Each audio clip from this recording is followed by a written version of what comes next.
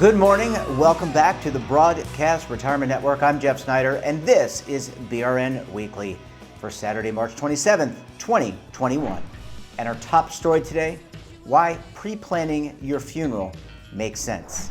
Well, joining me now to discuss this and a lot more is Eliza Feller. She's Director of Advanced Planning for Saul Levinson Brothers Funeral Home. Eliza, it's great to see you again. Thanks so much for joining us on the program. It's good to be here. Always nice to have a conversation about important topics. Absolutely. It's been a very busy week here on the network. We talked earlier on, and we'll recap some of this as part of our show, and later on, we had a great conversation about treating brain-related diseases. Then we went to the great wealth transfer, and then estate planning. And I immediately thought of you, not for all the above, but you know, death is a natural part of life. It's inevitable. And I wanted to get your sense about advanced planning and you know, what that means in terms of preparing for when your death comes, when that time comes. So why don't you weigh in? I'll be quiet. You weigh in and tell us a little bit more about advanced planning and why we should be thinking about it. Sure. Well, the estate planning aspect absolutely just ties straight into that, which is a lot of times when people are doing estate planning and retirement planning, they're thinking a lot about having the funds available for the rest of their life, but they don't necessarily consider that last part of it. And pre-planning allows you to not only financially plan for what exactly it is that you want for your end-of-life service, it also makes sure that your surviving family doesn't have that financial obligation put on them. So it's just a smart thing to do as part of that whole process. And in terms of the actual process to do advanced planning, I know we've talked about this a little bit before, but is it a set of documents that you would insert in the estate planning, and then separately you can also pre-fund this, right? So you can buy, I guess it's an insurance vehicle of some type, or you tell me, you know. Okay. So one, is it a document that you insert or documents that you insert in your estate plan? It is all of the above and more, which is the documents are extremely important, but as important as they are to have as part of your estate plan, it is probably even more important that if you have chosen a specific funeral home, which is important in the process of finding out what those costs are going to be for the services you wish to have, that the funeral home has that information available. If not, that a family member has that information where they can access it easily. We've spoken before about the logistical issues with the timing of things like reading a will or having access to a safe deposit box and how that can impact the funeral or, you know, celebration of life, whatever it is that you plan on. So having those easily accessible at the time is very important. Prepaying is a major component. There are a lot of ways to prepay. Some of it depends on what state you're in. Some of it depends on the funeral home and which vehicle they choose to put those funds in. There can be a lot of flexibility. If you're living in one place and you prepay there, and the funds can often be transferred to another funeral home. But again, it's a sum of money. Funerals, just like any other life cycle event, it's not a small amount of money. And for your family, when they are grieving, when they are scrambling to get people into town, when they are trying to go through an apartment or a condo or an entire house and deal with all those other aspects of someone's estate, for them to not have to worry about coming up with this large sum of money is very important. Yeah, and I've been involved with some of the planning. I've not been involved yet as a participant. We'll push that off a little bit, but I've been involved with the planning. There's a lot of details, as you mentioned, from selection of the casket to what type of vault, to the location of the burial, right? Or whether someone wants to be cremated. There are all these different, there are so many different permutations of what someone wants.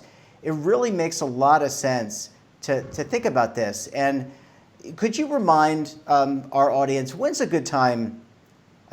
Look, I mean, we all don't want to be aware that at some point we're not going to be here anymore. But when's a good time to kind of begin this conversation? Is it upon getting married? Is it upon having children? When do people generally begin that advanced planning process in your mind? Well, the answer is now. I will always say the answer is now. Getting married, it's an important time to start having the conversations about what you want that to look like. Nobody at that time of their life wants to think about it, but it is inevitable, and we don't always know when something's going to happen. So knowing what you want and your loved one being aware, certainly as you move toward, a lot of people in their 50s will start this process. It is a very good time because you are moving toward that retirement planning, or already well into serious thought about your retirement planning at that point. It is important to have honest and open conversations, and also to speak with a funeral director to have all the information you need. A lot of people say to us, well, they just need to pick a casket. It is so much more than that. A lot of people say, well, I don't care what they do with me. Except that puts a great burden on your family because they care. So a lot of the advanced planning process is not just what you want for yourself, but also what would bring the most comfort to your surviving family.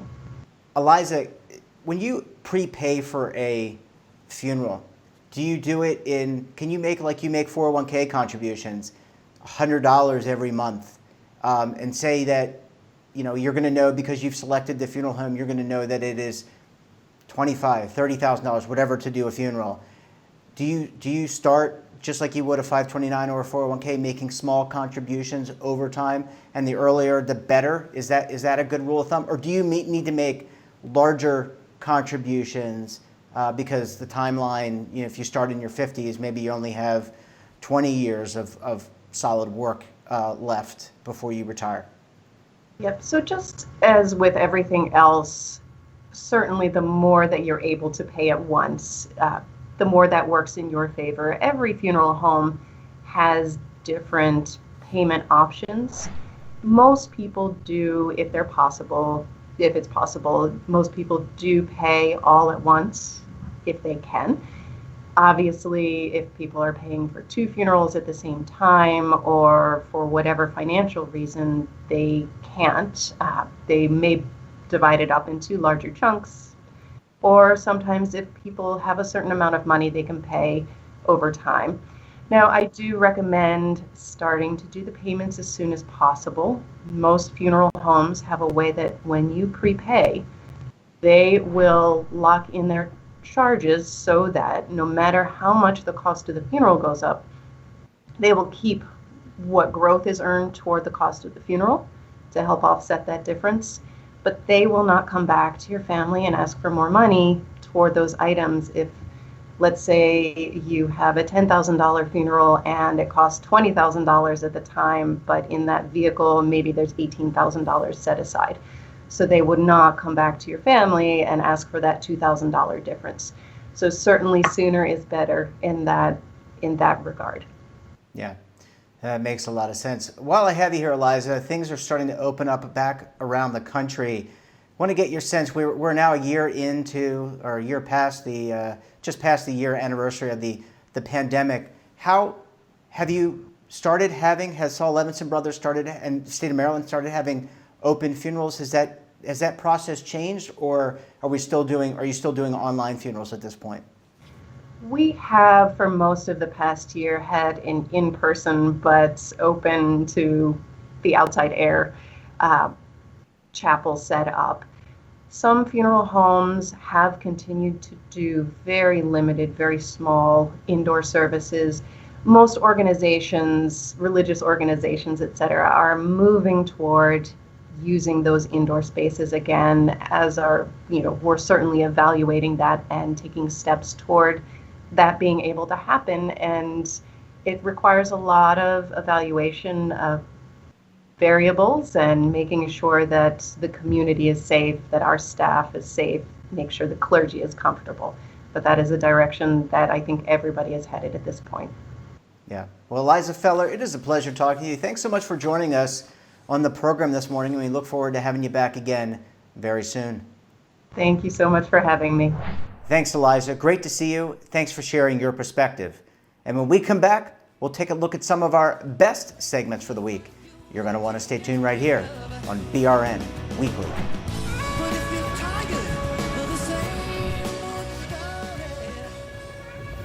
Imagine a new television network that will make you richer, healthier, and in control of your financial future.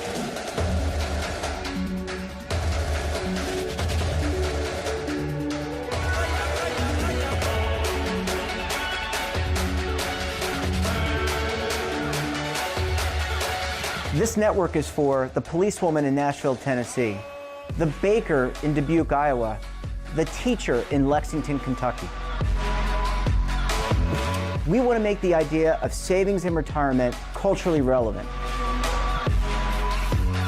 But what do you see as a defining issue of the midterms, especially for the smaller businesses? I mean, they are the lifeblood of the American economy.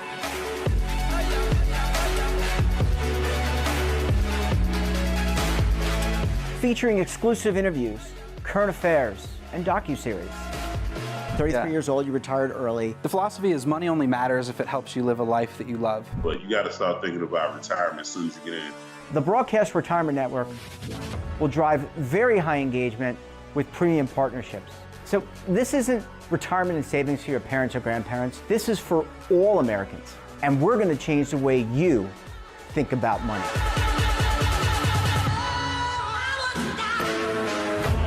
Welcome to the next frontier of retirement and savings. This is BRN, the Broadcast Retirement Network. Are you stuck with a low credit score? A credit report and score that's causing you to be denied credit or pay higher interest rates than others for the same things? Then do what Terrence did and call Credit Repaired for your free credit evaluation to help restore your credit. I started thinking about buying a new house, and my score wasn't where I needed it to be. I called and spoke with one of the representatives, and we just had a good conversation, and I liked what he was saying. Just one call for his free credit evaluation was all it took to start back on the track to repairing his credit. I'm seeing the deletions and I'm getting the report, so I know something's being done. It does make a difference to me. All it takes is one call to get started. Credit Repair has given me a second chance to have a better credit score. Don't let a low credit score hold you back another day. Do what Terrence did and make the call for your free credit evaluation. Call 800-819-4152. That's 800-819-4152. Again, 800-819-4152.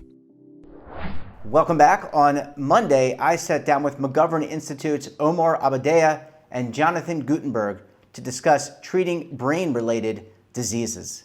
Let's take a look. It's really an exciting time kind of, in biotechnology because things are moving so quickly. And it's good that they are because, there's obviously a really pressing need, especially with COVID. But you kind of see two things. One is that we talk about these molecular medicines like they could be far off, but there are already companies, actually many, in the Cambridge area that are applying this principle of actually changing a patient's DNA to be able to treat certain diseases. For example, CRISPR Therapeutics, which is right down the block from us, actually, they've already treated a patient with sickle cell anemia and been able to cure the disease by correcting just a single letter in her genome. And so it's going to be really amazing to see, now there's probably like 5 or 6 companies in the, just within a mile radius of us doing new genetic therapies. In addition, there are other things. You talked about the COVID pandemic. So Omar and I are co-founders, along with a couple other professors, of a company called Sherlock Biosciences.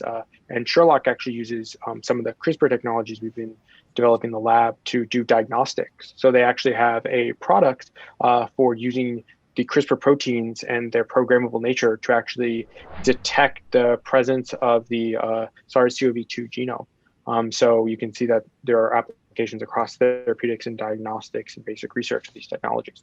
Yeah, I mean, I think in our space, therapeutics are definitely the shinier, more exciting thing that scientists want to work on, because it's you make a drug and that can save hundreds of thousands of people, whereas diagnostics, although they are incredibly important in the medical sort of pipeline, they're not as direct in saving lives. And I think we've been working on CRISPR diagnostics for many years, probably since 2016 or so. And as we started our new lab, we were starting to lean more towards therapeutics, because we had started this company and it was taking a lot of our original papers and findings to try to make an actual product.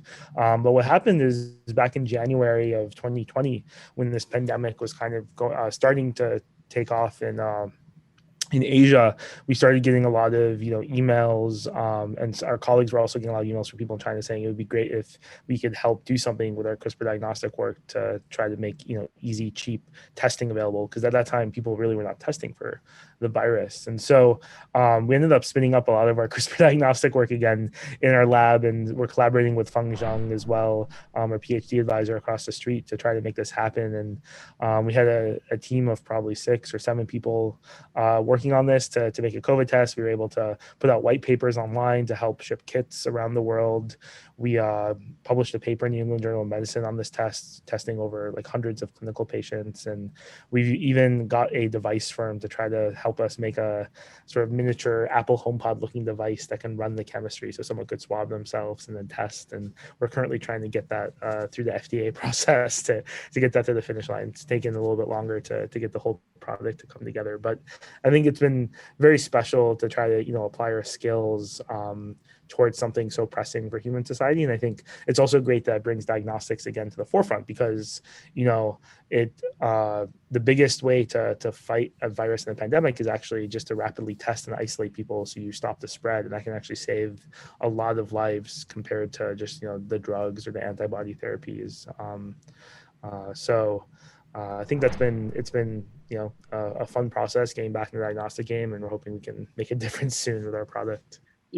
The great thing about doing research these days is that we can draw from advances not only in biology and biotechnology, but across the board. So it's really amazing to see how these kind of really cutting edge concepts of AI, machine learning, can start to cross-pollinate. And for example, Google, an Alphabet subsidiary, DeepMind, they had a actual machine learning program that could predict the fold of proteins, and it actually did amazingly well. And so it's really neat to see how these advances in other domains can come through and allow us to do really crazy stuff.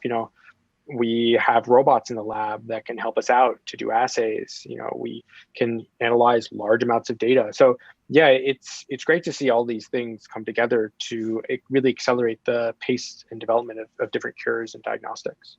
Well, there's more than 5,000 genetic diseases where you can point to a specific mutation or genetic change and say, hey, like if we could correct that, you would help these patients. And I think, a lot of our goal is to try to treat all of those diseases. So until, that's done, I don't think our job really is done. And a lot of those diseases require new tools. You need ways to target the cells that are actually involved. Once you make a gene editing tool, it's not the only step. Like if it's involved in a very specialized cell type somewhere deep in the lung tissue, you have to be able to get your tool to that cell. So there's a lot of delivery questions there as well. And so there's all these tools on the pipeline of building a gene therapy that I think, we're looking at developing and working on for the next 10 to 20 years. And it's going to take a long time for, I think, our field and developers to actually address all of these different diseases. And beyond that, I think, we want to develop tools to identify what every cell in the human body does, right? We're made up of, trillions on trillions of cells, and we're just starting to understand that each cell in some ways is uniquely different from other cells through single cell sort of sequencing technologies and whatnot. We want to make tools to better map those cells, map which of those cells at a very high resolution are involved in different diseases, and continue pushing our understanding of how to treat every biomedical disease. Because I'll tell you, even though we can point to the causes of these 5,000 genetic diseases, there's many more that still have complex underlying causes that are not mapped. So for example, example, like, the autism spectrum, right? There isn't like one gene and one mutation that causes autism, right? It's very complex. People are still trying to understand how you get the characteristics you witness in autistic people from the underlying genetic variants, and that's just an example of one complex disease, but there's many more, and so there's still a lot of biology to understand. Omar, I think we should really be grateful that we can work on technologies that have the ability to, have an impact on society in this form. I mean, all we, given our skill set, it's really our duty to try to develop these things. And I mean, it's really, I think, what gets us out of bed every morning. It allows us to, science, you have to be at the bench a long time. And as Omar said, there's a lot of failures, but it's nice to always remember that, kind of at the end of the day, really what you're fighting for, which is the ability to take a lot of this suffering of patients and, fix that and cure that. So, yeah, I think that we're really lucky in that respect that we get to be able to do this. And on Friday, I sat down with estate planning attorney Sabrina Winters to learn why everyone needs an estate plan. Let's take a look. So estate planning, I like to actually compare it to life insurance, homeowners insurance, and car insurance. Those things protect the what if. What if I have a flood? What if I have a car accident? Well, estate planning is very similar to insurance, but in addition to protecting the what if, it protects the when. When you pass away, what will happen? So a lot of people think, well, it's just a will or a trust that I need and I'm done, but it's not. It's all of those other documents. It's who's going to manage your medical decisions if you can't do it. What about end of life planning? Or what about who's going to manage your assets? It's all of those documents that really encompasses estate planning. Everybody has different issues, fears, and concerns, and those change as we change life stages. As we get older, as we have more kids, we become empty nesters. We lose spouses. Every stage has to be concerned with a variety of different things. And that's why estate planning is more of an evolving estate plan. It's not, I've done it and I've forgotten about it. Anything could happen to anybody walking out of the house, walking to the office, or just being in the grocery store. Death happens to everybody, and so does illness. So everybody really needs to consider that, regardless of what stage, regardless of their health, and certainly regardless of what their estate value is. Initially, in North Carolina, as long as you are 18 or older, you can get these documents done, a healthcare power of attorney and a financial power of attorney, those kinds of documents. And of course, a will. They're going to start working, when they're in college and they have a checking account. Parents lose the right to control anything their kids have when they're 18. So it's really important when you send them off to college that they've got these documents in place. Certainly when you get married, when you have kids, when you have a divorce, anybody that has a life needs to get these done. And it's important to remember too, as well, that you can't get these documents done if you lose capacity. So if you have a car accident tomorrow and you're disabled mentally, you may not be able to put these in writing anymore. And then your family is forced to do a guardianship at the court to figure out who's going to manage your affairs every day for your assets, as well as your medical decisions. And that's certainly not something you want family to have to go through. And on the opposite end, if you don't have a will or a trust in place, your state, like North Carolina, likely has a statute that says, well, you didn't have a will, you didn't have a trust. Here's who we say gets your stuff. Here's how they will get it. And your state is not going to care about how money manageable your children are, or how spendthrift your spouse may be, or if you have a disabled beneficiary. They don't care about any of that. So you need to make sure that you're making the decisions in writing. Don't leave it up to your state. So on my initial calls, I work fairly differently than some other attorneys. I'm really trying to get to know my clients on our first meeting. I want to know, what are you afraid of? What made you pick up the phone and call somebody like me to help you? Or why did you ask for a referral? Fears, concerns, issues, those are all the things I'm trying to understand from my clients from the moment that we're talking together. If they're married, I'm speaking to both of them. If they are single or widowed, of course, I'm speaking to only one of them. Based on their fears and their concerns and their ultimate goals, that's how I suggest the plan that's right for them. It's not what I would have done for them. It's not what somebody told them that they should do. It's all based on, here are your fears and concerns, and this is the plan that's going to make those better. This is what's going to give you peace of mind and make life easier for your family, either during a time of your illness or certainly after you pass away, and how they're settling the estate. And all of my clients, they don't have to choose their documents. They will always have a comprehensive plan, which in my mind is the only way to help any estate planning client. A la carting is bad, good for restaurants, good for ordering online, not good for estate planning clients. You could get sick before you pass away. And because the attorney only gave you a will, now your family's going to court because there isn't anybody allowed that can make those medical decisions for you. So my clients get a plan: healthcare power, living will, financial power of attorney, just to name a few of the advanced care directives that come with a properly drafted estate plan. So I see a lot of parents forget to update their plans after they've had more children. So the one plan is only taking care of their firstborn. When you get a divorce, you absolutely have to change your will and your other documents. I'm going to assume that when you are divorced, there is probably a reason you don't want your ex to be making medical decisions for you and or helping you as your agent on your financial power of attorney. So those are important as you are in the middle of separation to get those updated, as long as your attorney's putting the right language in there. A divorce, somebody has passed away, even if it's not your spouse, but it could be a beneficiary. You may want to revisit how things are getting distributed. Maybe a remarriage of one of your children, and you were not a big fan of the new spouse.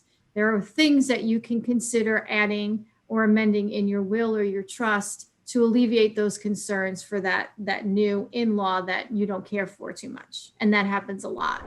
And that wraps up this episode of BRN Weekly. Have a topic of interest, someone you think we should talk to, then drop us a line. And don't forget, for all the information in retirement markets, technology, personal finance, so much more all in one place, check out our daily newsletter, The Morning Pulse, and of course, our website. We're back again tomorrow for BRN Sunday. I'll be joined by members of the media, academia, and financial services as we analyze all the news and information this week. So until then, I'm Jeff Snyder. Stay safe, keep on saving, and don't forget, roll with the changes.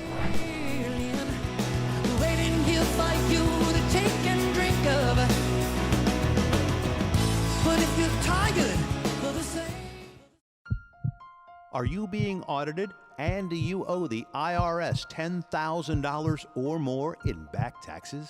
Is the IRS threatening to take more of your money? Don't fight the IRS alone. The Tax Doctor is here to help you negotiate your tax bill and reduce your stress. The IRS can freeze your assets and seize your bank accounts, but you can stop these IRS actions.